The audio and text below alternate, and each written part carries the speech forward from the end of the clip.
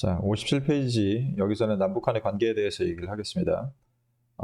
많은 친구들이 통일을 별로 이렇게 좋아하는 친구들이 많이 없는 걸로 알고 있는데, 음, 일단 그러니까 우리나라가 분단으로 인해서 생기는 문제점들이 굉장히 많이 있죠. 일단 국방 문제 같은 경우도 있고, 그다음에 북한하고 계속적으로 일어나는 충돌 때문에 생기는 인명 피해도 있고 해서 이 문제를 해결해야 될 필요성이 있고, 제일 완전한 방식은 통일이기 때문에 이걸 이제 국가적으로도 노력을 많이 하고 헌법에도 우리가 통일을 해야 된다고 헌법에도 명시가 되어 있습니다. 그래서 통일에 대한 얘기를 좀 할 건데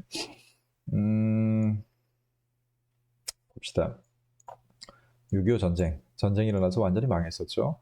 전쟁 이전부터 우리는 분단이 되어 있었습니다. 38선을 중심으로 해서. 근데 전쟁 이후에 완전히 이제 우리나라가 휴전선이랑 38선은 좀 다른 겁니다, 여러분들. 휴전선으로 인해서 우리나라가 완전히 남북한이 분단이 되는 그런 상황이 되죠.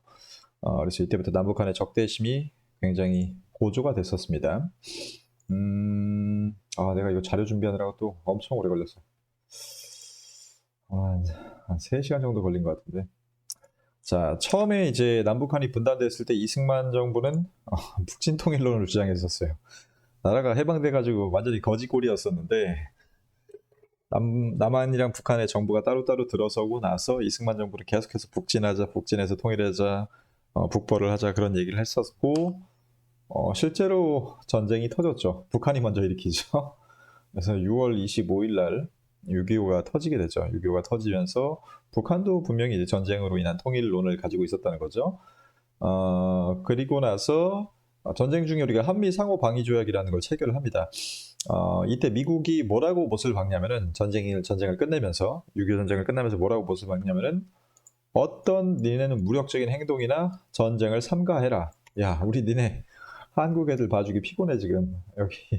그러니까 제발 싸우지 마, 니네 한국 제발 싸우지 마라고 해서 이승만은 계속 전쟁이 끝나고도 무력 통일을 주장을 했었지만은 그걸 미국이 반대했었기 때문에 실질적으로 수행을 하지 못하고 이승만은 결국은 4.19 혁명으로 쫓겨나게 되죠. 그래서 무력 통일을 하지는 못합니다. 우리나라는.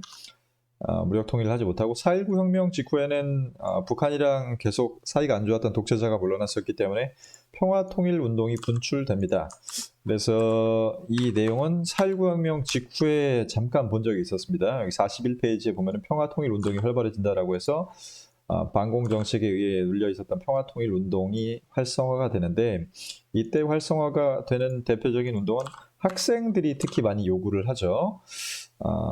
여기 학생들이 뭐라고 했었냐면은 이 땅이 누구 땅인데 마음대로 오도 가도 못하냐라고 하면서 가자 북으로 오라 남으로 하면서 학생들끼리만이라도 회담을 먼저 하자, 그냥 자유롭게 왔다 갔다 하자라고 하는 그런 주장을 학생들이 하죠. 이게 굉장히 유명한 슬로건입니다. 가자 북으로 오라 남으로 라는 그런 슬로건 41페이지에 다시 한번 지금 보는 겁니다.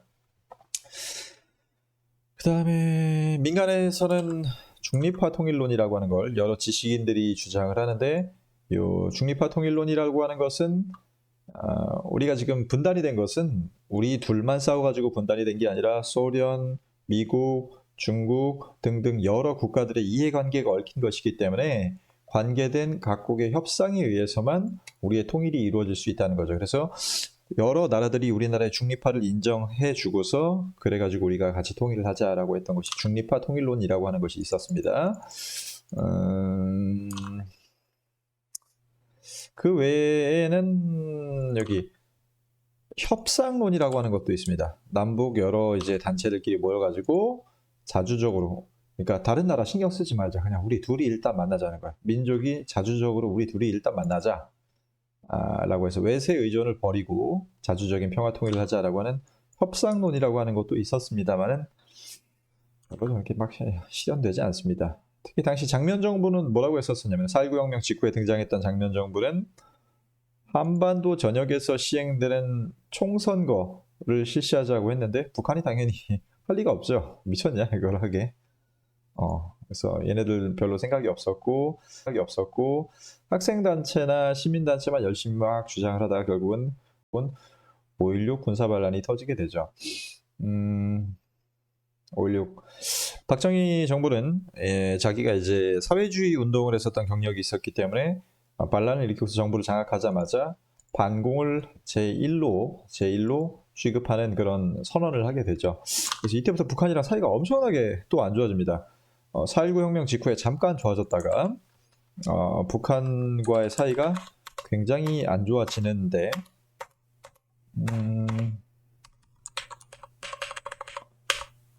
다시 57페이지로 가겠습니다. 자, 박정희 정부 때는 요 내용이 잘못 나온 것 같아. 요 내용은 그 장면 정부 시기의 내용인데 여기 위로 올라가야 될 것 같은데 잘못 나온 것 같습니다. 요건 아마 오류일 테니까는 아마 시험에도 크게 반영하지 않겠습니다. 박정희 정부 때는 반공을 굉장히 강화했었죠. 반공을 굉장히 강화했었고 북한이랑 싸우자는 거야. 그러니까 반대하는 거죠. 반대하는 거. 그리고 평화 통일 운동을 굉장히 탄압하거나 대북 강경책을 사용을 해서 이때 박정희 때도 이제 북한이랑 사이가 되게 안 좋습니다.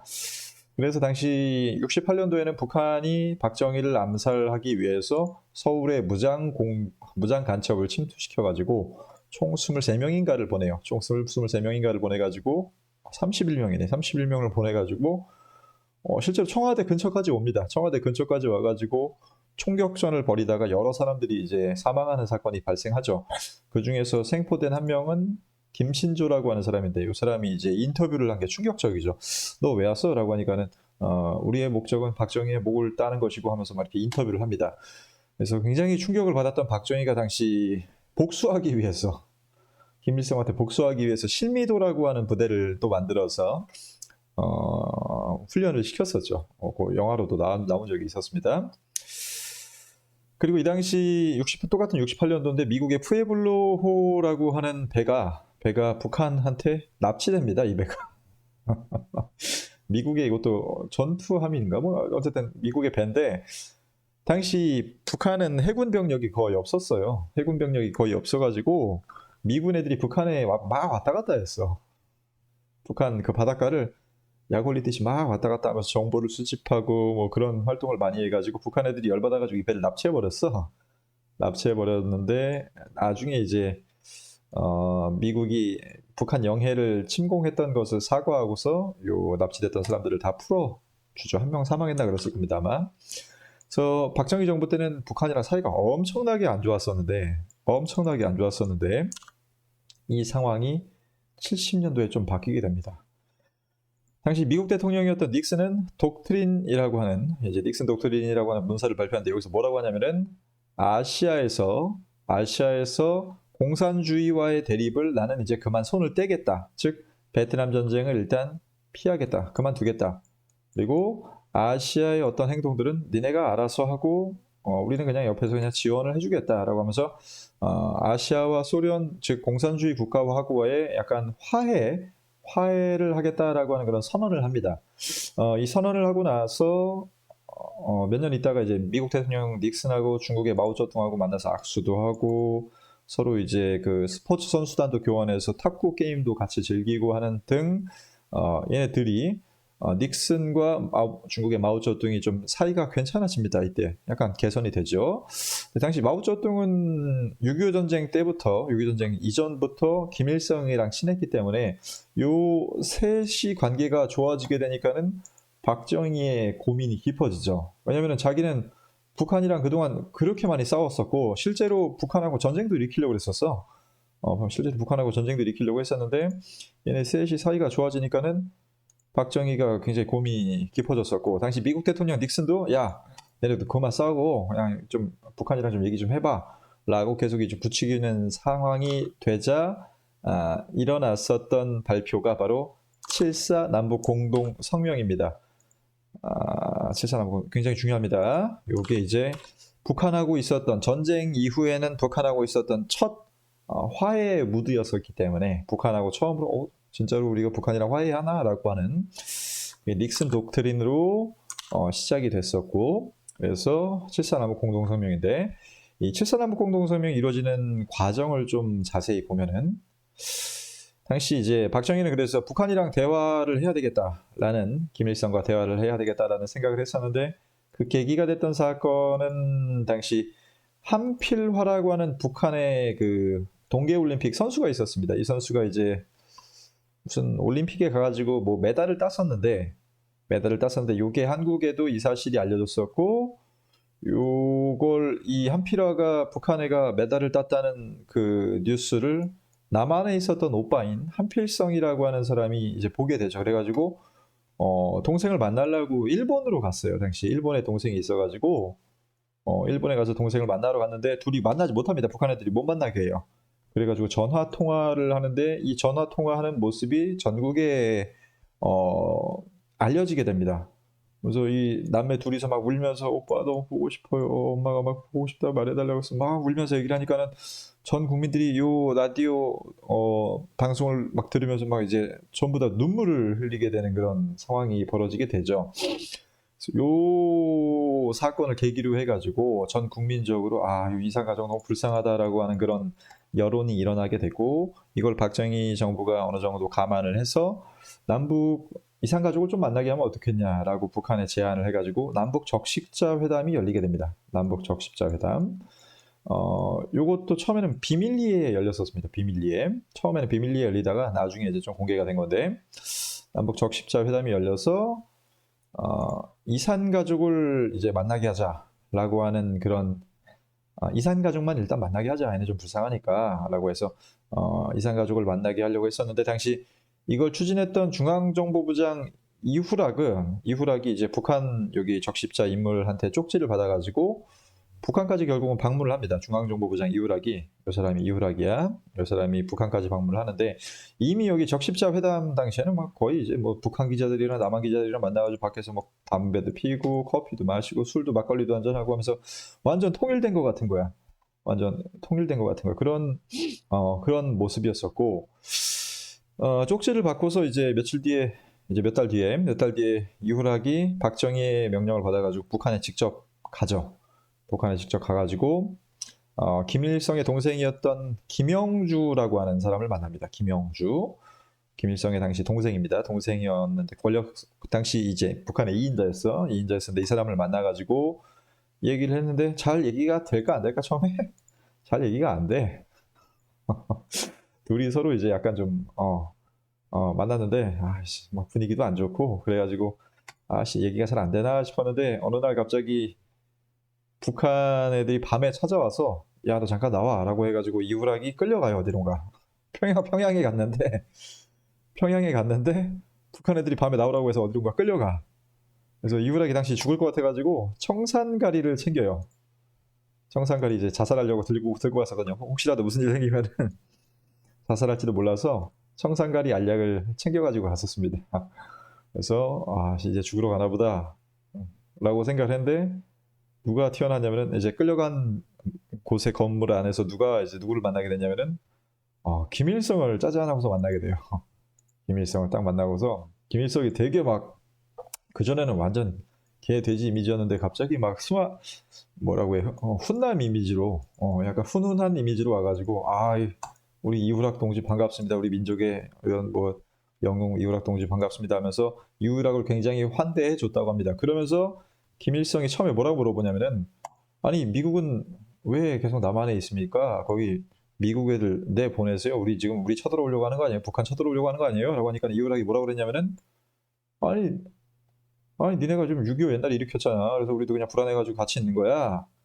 라고 해서 서로 간에 이제 막 간을 보는 그런 대화를 하다가 결국은 7사 남북 공동성명이라고 하는 문서를 만들게 됩니다. 그리고 이걸 남한에 가지고 와서 7월 4일 날 이후락은 발표를 했었고, 북한도 똑같은 7월 4일 날 공동성명서를 북한에서 발표를 합니다. 요 선언서 내용을 잠깐 조금 보겠습니다. 클래식한 게 좋을 때도 있고 때론 편안함에 끌릴 때도 있고. 중앙정보부장 이후락입니다. 실은 제가 지난 5월 초 박 대통령 가까이 뜻을 받들어 평양에 갔다 왔습니다. 사람들이 깜짝 놀란 거예요. 오씨, 평양에 갔다 와서 어떻게? 당시에는 북한이랑 사이가 되게 안 좋았었을 때라고 그랬었잖아. 아직까지는. 그리고 정부의 몇몇 인원들만 만나고 있는 상황이었었고 해서 잘 몰랐었는데 사람들이 얘가 갑자기 와가지고 평양에 갔다 왔다고 하는 거예요. 사람들이 깜짝 놀라는 거야. 그러면 지금으로부터 서울과 평양에서 동시 발표하게 되어 있는 공동 성명을 먼저 낭독해 드리겠습니다. 그래서 공동성명을 서울과 평양에서 동시에 같은 날 발표를 합니다. 이 공동성명의 내용은 일단 우리가 통일을 하자는 기본적인 3원칙을 제정을 하는데 요 본문을 한번 여러분들이 읽어보고 중요한 내용만 일단 통일할 때는 우리 자주적으로 하자. 외세한테 간섭을 받지 말고 자주적으로 하자. 왜냐하면 우리가 분단될 때 미국과 소련의 다툼에 어느 정도 휩쓸려가지고 분단된 측면이 있기 때문에 외국 신경 쓰지 말고 자주적으로 우리끼리 하자. 그리고 평화적으로 하자. 유교 같은 거 다시 일으키지 말자. 그리고 민족 대단결을 하자. 라고 하는 3원칙을 발표를 합니다. 굉장히 중요합니다. 그래서 자주, 평화, 민족 대단결의 3원칙을 발표를 하는 남북 최초의 평화 통일의 원칙에 합의를 했던 문서입니다. 문서. 그렇게 하고서 이 성명서를 발표하고 북한 대표가 우리나라 서울에 와서 서울 시내도 돌아다니고 남한 대표는 평양에 가서 평양 시내도 막 돌아다니고 하면서 서로 계속 회의를 하고 이산가족을 주고받기도 하고 하는 행사를 해요. 행사를 하는데 북한이랑 계속 얘기를 하다 보니까 얘기가 잘 안 맞아. 입장 차이가 잘 안 맞아. 그래가지고 결국은 요 남북 공동성명은 선언으로만 그치게 되는 그런 문서로 끝나게 됩니다. 그리고 나서 7월 달에 발표한 공동성명 선언서가 이 발표됐을 때는 당시 국민들한테 인기가 되게 많았단 말이야. 통일되는 줄 알고서 사람들이 전부 다. 그리고 그 인기를 이용을 해서 북한과 남한에서는 서로 독재 헌법이 발표가 되죠. 북한의 김일성은 사회주의 헌법이라는 것을 그해 12월에 발표를 하고 같은 날에 발표했어요. 이 새끼들이 둘이. 박정희는 유신 헌법이라고 하는 독재 헌법을 서로 같은 날 발표를 합니다. 요게 지금까지 약간 미스테리인데 7.4 공동성명 같은 날에 발표했죠. 그리고 나서 불과 5개월 만에 독재적 헌법을 둘이 같이 발표를 했어요. 이거 왠지 둘이 아마 짜고서 한 게 아닌가라고 하는 그런 의심을 아직까지도 받습니다. 야, 우리 그냥 통일 분위기 좀 이렇게 통일 분위기로 해가지고 좀 인기 좀 얻어서 같이 독재 헌법 한번 해볼까? 라고 둘이 같이 했던 게 아닐까. 왜냐면 같은 날 발표를 했어요. 헌법을. 독재적인 헌법을 같은 날 발표했기 때문에 이런 의혹이 아직까지 있는데 아직 몰라. 뭐 밝혀진 게 없습니다. 그래서 남북 독재 권력 강화에 이용된 측면이 있다는 거라는 걸 잘 알기 바랍니다. 다만 이게 처음 우리나라가 북한이랑 대화를 했었던 사건이었기 때문에 굉장히 중요한 사건입니다. 알겠죠? 박정희 정부 때. 자, 그 다음에 넘어가서 다시 자, 그리고 나서 이제 전두환 시기 때의 북한 관계를 얘기를 할 건데 이것도 좀 골 때리는 사건인데 이것도 북한이랑 관계가 좀 웃기는 게 좀 있어. 보면은 당시 1984년도 일이었었는데 남한에 당시 물난리가 한번 홍수가 난 적이 있었어요. 남한 수해 홍수가 난 적이 있었는데 당시 이제 전두환 정부 시기면은 이제 우리나라 경제력이 북한을 좀 이렇게 뛰어넘을 때였었어. 원래 북한이 우리보다 잘 살았었지만 초반에는 박정희 때 경제개발하고 나서 우리나라가 돈이 많아졌단 말이야. 그래가지고 북한이 경제적으로 밀리고 있었던 시기였는데 남한에 홍수가 났다고 하니까는 북한이 이제 한번 그냥 놀리려고 혹은 그냥 찔러본 거야. 성질을 건드린 거야. 야, 남한, 니네 홍수 났다면서 우리가 좀 도와줄까? 돈 좀 줄까? 뭐 쌀 좀 줄까? 라고 하니까는 전두환 원래 성격이고 원래 남북한의 관계상으로 북한이 그런 제의를 하면은 전두환은 당연히 꺼져. 니네한테 지원 안 받아. 북한 니네한테 지원 안 받아. 라고 할 줄 알고서 북한이 야, 남한 지원 좀 해줄까? 라고 이렇게 살살 놀린 건데 전두환이 오, 그래, 고마워. 지원 좀 해줘. 그런 거야, 전두환이. 그래가지고 북한이 결국은 남한한테 지원을 해줘요. 물자를 지원해줍니다, 이때. 그래서 뭐 쌀도 갖다 주고 해줍니다. 이걸 계기로 해가지고 서로 남북의 이산가족 고향 방문단 처음으로 남북한의 이산가족이 처음으로 만납니다. 최초야. 그러니까 우리가 6.25 전쟁 끝나고 나서 남북한의 민간 일반인이 왔다 갔다 해가지고 고향을 방문했던 적은 처음이야. 그래서 여기 보면은 서울과 평양에서 10여 가족이 서로 만났다라고 하는 그런 기사가 난 거죠. 그래서 이산가족 방문단이 고향을 방문하고 요 영상이 이제 또 전국에 퍼지면서 전 국민들을 눈물바다로 만들게 되죠. 그리고 이것과 동시에 전두환 정부 시기 때는 그 국제시장 영화 본 사람들은 알겠지만은 요거를 내가 여기 화면에 안 나왔구나. KBS에서 남한에 흩어져 있었던 이산 가족을 모으기 시작해요. 그래가지고 여기 국제시장 영화 장면에 나오죠. 그러니까 전두환 시대 때는 남한 내에 있었던 이산 가족 찾기 행사도 했었고, 그리고 북한인하고 남한 사이에 남북 간의 이산 가족의 고향 방문단 행사도 했었습니다. 그래서 이산 가족 관련된 그런 두 가지 행사를 했었는데, 이게 좀 한계는 뭐냐면 이거 한 번 하고 끝났어요. 야, 북한이 돈 주니까는 아씨 고맙네 하고서 그냥 한번 해준 거야. 그냥 한번 해준 걸로 끝난 거고, 별로 전두환 정부 때는 북한하고 뭐 어떤 그런 진지하게 대화를 하려고 했었던 시도는 없었습니다. 그 다음에 이제 좀 중요한 게 노태우 정부 때입니다. 노태우 정부 때 이제 중요한 세계적인 변화가 일어납니다. 베를린 장벽, 당시 독일도 동독과 서독으로 분리가 되어 있었고, 그걸 상징했었던 우리나라 휴전선 같은 게 요 베를린 장벽인데, 이게 이제 붕괴되면서 독일이 통일되죠. 서로 이제 더 이상 자본주의니 공산주의니 싸우지 않고 통일한 거죠. 그리고 소련, 공산주의의 대표적인 국가였었던 소련이 경제적으로 무너지게 됩니다. 여기 지금 대표적인 공산주의자였었던 레닌의 동상이 철거되는 장면입니다. 그래서 공산주의권 국가가 굉장히 많이 붕괴되는, 냉전이 완화되고 해체되는 그런 현상이 90년대 초반부터 나타나게 되죠. 그래서 이때부터 북한하고 좀 어떻게 좀 대화를 해보자라고 하는 그런 무드가 일어나서, 당시 우리나라 문익환 목사라고 하는 이 사람도 이제 민주주의 운동을 많이 했었던 그런 분인데, 북한에 원래 가는 게 금지됐는데 그냥 무단으로 갔어, 자기 혼자. 그래가지고 김일성을 만난 겁니다. 김일성을 만나서 이런저런 합의를 합니다. 이런저런 합의를 하는데, 그 합의 내용은 조금 있다가 나오게 되는 남북 기본 합의서의 내용에 거의 그대로 들어갑니다. 문익환 목사가 방북해가지고 김일성이랑 이런 우리 합의하기로 했습니다라고 나중에 남한에 돌아와서 이 문익환 목사가 발표하고 감옥에 쓱 끌려 들어가요. 왜냐면 북한 무단으로 갔기 때문에. 그래서 이 문익환 목사가 발표했었던 상황이 나중에 남북 기본 합의서라고 하는 문서에 거의 그대로 많이 들어갑니다. 이때 문익환 목사만 갔다 온 게 아니고 청년 대표였었던 임수경이라고 하는 당시 대학생이, 전국 대학생 연합회의 임수경이라고 하는 여자가 당시 88 올림픽이 우리나라에 열렸었고, 북한이 남한 88회 우리는 전 세계 체육 대제전 할 거야 하면서 청년 대회를 열어요. 청년 대회. 그래서 남한 청년들도 니네도 와라고 해서 이제 초대장을 보냈는데, 거기 전국 대학생 연합이라고 하는 단체 임수경이라는 여자가 방문을 합니다. 이것도 무단으로 간 거야. 무단으로 가서 이 여자도 이제 갔다 와가지고 이제 감옥에 끌려 들어갔는데, 이런 남북한의 대화 분위기, 대화 무드가 좀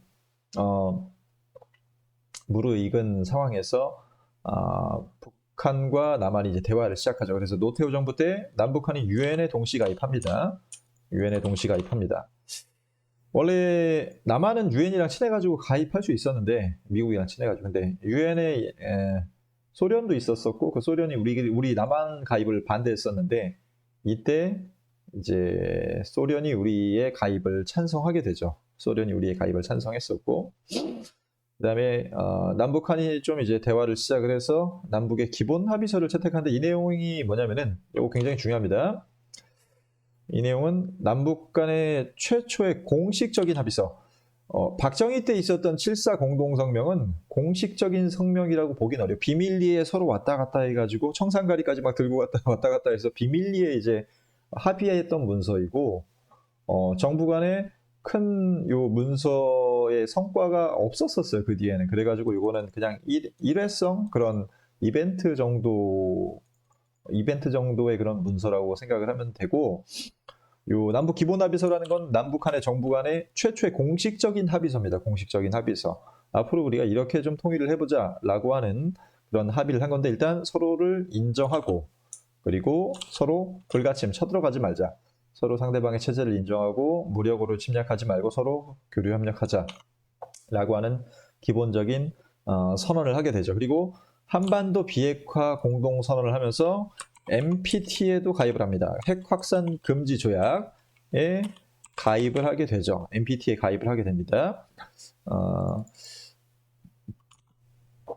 그래서 노태우 정부 때 조금 대화를 했었는데, 그런데 이때 이제 90년대 초반부터 북한 놈들이 이제 발광을 하기 시작하죠.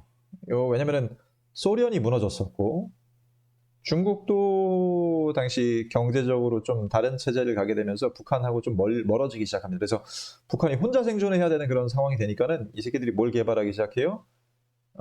핵을 개발하기 시작해요. 조금씩. 93년도입니다. 이게 93년도에 1차 북핵 위기가 터지고 이때 실제로 전쟁까지 일어날 뻔했었어요. 당시 북한의 당시 대표하고 우리하고 회담을 했었어요. 이 북핵 위기 직후에 그 바로 다음 연도였던 94년도에 회담을 한 적이 있었는데 그 북한의 한 대표자가 굉장히 싸가지 없는 발언을 해요. 심상치 않더니 이른바 서울 불바다 발언이 터져나왔다. 여기서 서울이 멀지 않습니다. 얘가 북한 놈이야. 전쟁이 일어나면은 불바다가 되고 말아요. 서울 불바다로 만들겠다는 거야, 이 새끼가. 갑자기. 서로 회담하러 왔는데 서울 불바다 만들고 오겠대. 아니 지금 전쟁도 아마 살아나기 어렵게.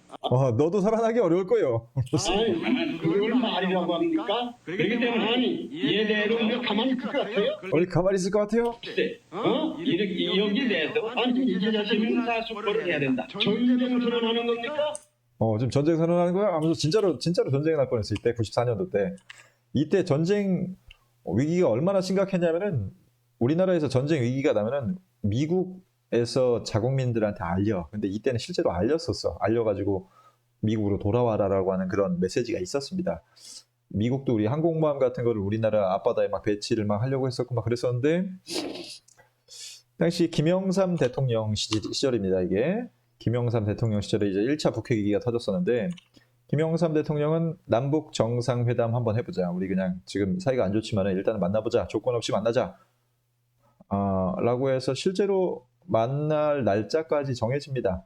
만날 날짜까지 정해졌는데 만나기 한 2주 전에 김일성이 사망하게 됩니다. 김일성이 사망하게 됩니다. 그래서 김일성이 중간에 김영삼 정부 때는 김일성 사망. 요게 거의 유일한 업적이죠.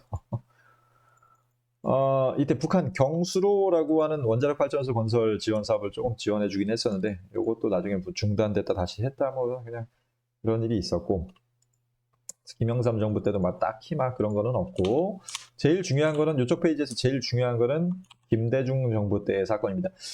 주로 이쪽 페이지에서 중요하다고 하는 거는 북한하고의 대화를 시도했던 내용들. 왜냐하면 우리는 전쟁하려고 하는 게 아니잖아. 지금 통일하려고 이쪽 페이지 배우고 있는 거잖아. 그렇지? 그렇지?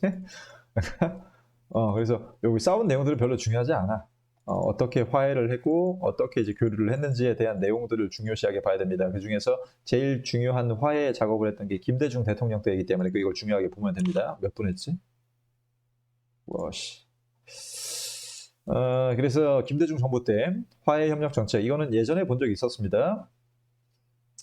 정주영 당시 현대회장이 고향 가고 싶다고 해서 북한에다가 돈 주고 소떼 갖다 주고 해가지고 북한을 갔다 온 걸 계기로 해서 금강산 관광 산업이 시작이 되고 이때부터 북한이랑 대화가 시작돼서 김대중이 처음으로 전쟁 끝난 지 처음으로 50년 만에 남북한의 지도자가 처음으로 만나게 되죠. 딱 50년 걸렸어요. 50년. 50년. 그래서 최초의 남북 정상회담을 열었죠. 그리고 금강산 관광산업이 이전에부터 시작이 됐었고 이때 6.15 남북 공동선언이라는 걸 발표를 하는데 이 선언문의 주요 내용을 좀 보면은 항상 요거는 똑같이 들어가. 자주적으로 하자. 뭐 평화적으로 하자. 그리고 가족, 친척 방문단 서로 교류하자. 그리고 경제협력, 협력 교류 활성화하자라고 해서 만들어지게 됐던 단체가 개성공단을 만들기로 한 게 노무현 때 실현이 됩니다. 노무현도 북한에 가가지고 김정은을 만나게 되죠. 그래서 이산가족 상봉하고 그리고 개성공단 조성과 철도 연결을 합의를 해서 경의선 철도 연결을 시작합니다. 경의선은 서울과 신의주를 연결하는 거죠. 신의주. 북한의 신의주. 북한의 신의주는 요 맨 위에 있는 거, 요거를 이렇게 쭉 연결해서, 왜냐면은 우리나라는 지금 원래는 완전히 섬나라가 아닌데 북한 때문에 막혀가지고 섬처럼 됐단 말이야, 남한이. 이쪽 쭉 철도 연결해서 유럽까지 그냥 원래 기차 타고 갈 수 있는 나라인데 이게 막혀있기 때문에 이거 연결해서 사업해보자라고 해가지고 약속만 했고, 김대중 때는 약속만 했고, 이거 실현한 거는 노무현 때 개성공단이랑 경의선 연결 사업을 시작을 합니다. 개성공단 사업과 경의선 사업을 노무현 때 시작합니다. 노무현 때. 2007년도에 정상회담을 다시 한번 해서 14 남북 공동선언이라는 것을 발표하는데, 대략적인 내용은 6.15 남북 공동선언이랑 비슷하기 때문에, 요거랑 비슷하기 때문에 크게 중요하게 보지는 않겠습니다. 그러나 노무현 때도 북한이 요 NPT 핵 확산 금지 조약을 계속 탈퇴했었고, 이 새끼들 10년마다 한 번씩 지랄이야 이것들은. 지금 2021년이죠.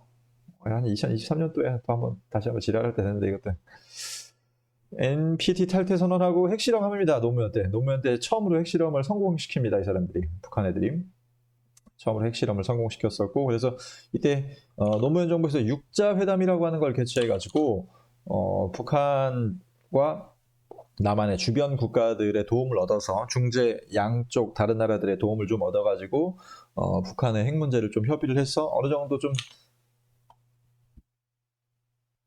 북한 문제를 진정시키려고 노력을 했었는데 계속 핵실험해요. 계속 핵실험하고, 이명박이 당선됐을 당시에 뭐라고 했었냐면은 북한한테 비핵 개방 3천이라고 하는 슬로건을 제시를 해요.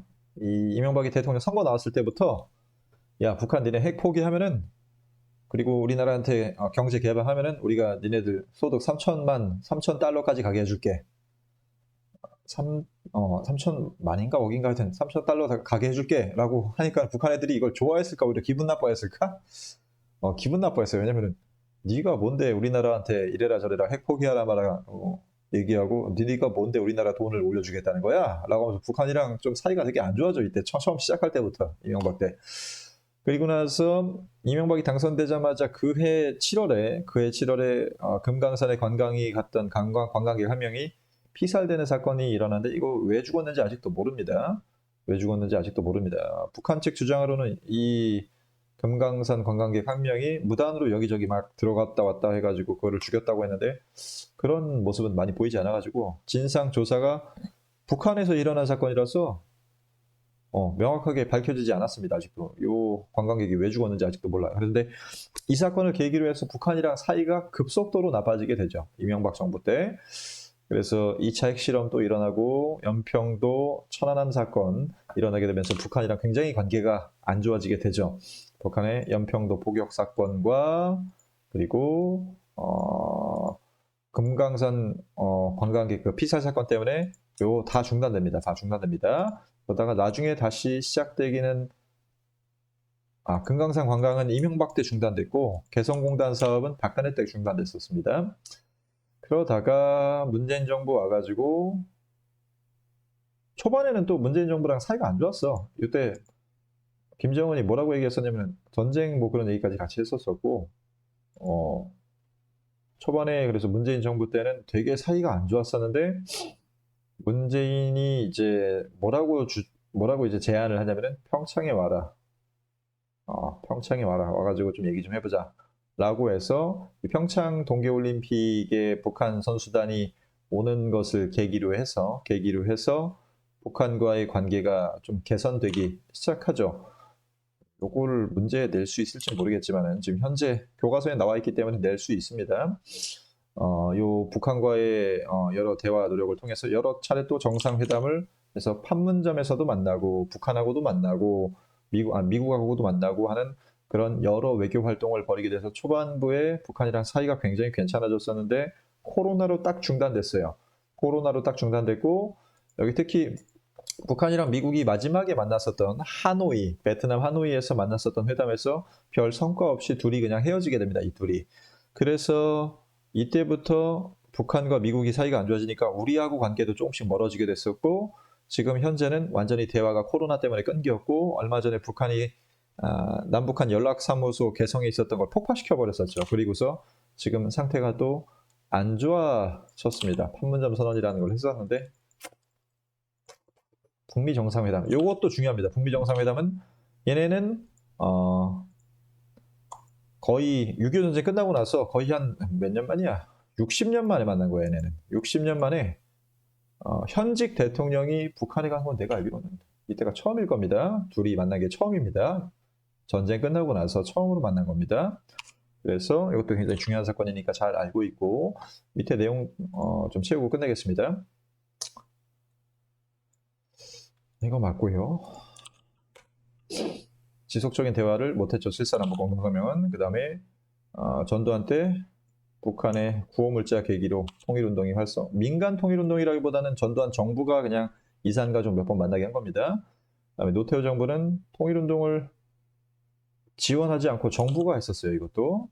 그 다음에 김영삼 때 남북정상회담 무산됐고 노태우 때 유엔 동시 가입한 거고 노무현 때는 경의선 개성공단 그 다음에 북한 계속하죠. 핵실험. 그 다음에 이명박근혜 때 금강산 개성공단 중단됐고 남북은 72년도에 평화민족대단결의 실사남북 공동성명을 발표했었다.